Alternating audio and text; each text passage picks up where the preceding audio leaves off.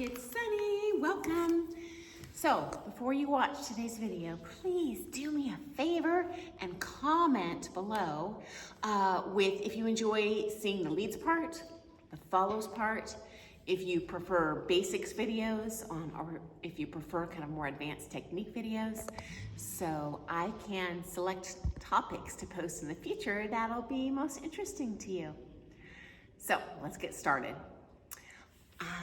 This will be most useful for experienced dancers. If you're a beginner, I don't recommend starting with this video. I have other videos that go through basic heels and toes and such. Today we're going to cover foot pressure. So we've talked about like weight in the trailing foot. I'll show that from a distance. And I've heard a lot of coaches describe that as foot pressure. And what on earth does that mean? Well, I have kind of a trick, a different way that you can visualize that, okay? So we're gonna talk about about the physics behind that today. So let's pretend that I weigh 100 pounds, okay? So I have two flat feet. I have 50 pounds and 50 pounds.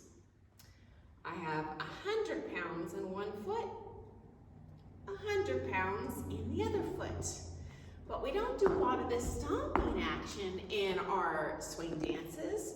We do a lot of traveling actions.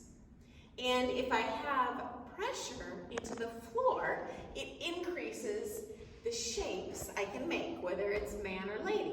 Well, gosh, what's the trick behind creating that pressure? So I have a little pop quiz for you. So how much pressure do I have with both feet combined? 100 pounds. 100 pounds? 100 pounds. Well, how do I increase that pressure? So can you create 150 pounds in this foot? No. All I have to work with is that 100 pounds. That's it. So I do have a trick to making this magic happen, and that is this.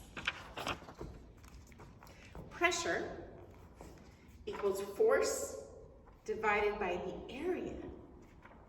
So let's pretend, for the sake of example, I have 100 square millimeters on the floor. That's 100 pounds over 100 square millimeters. So that's a pound per millimeter.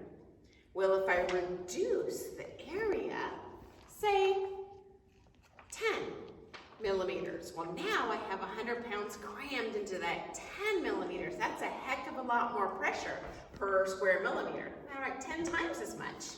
So I want to implement that thought process with every step. So I want to minimize the amount of time I'm on a flat unless I'm doing a side close in tango. So if I'm going forward, I minimize the amount of foot on the floor. That maximizes the pressure.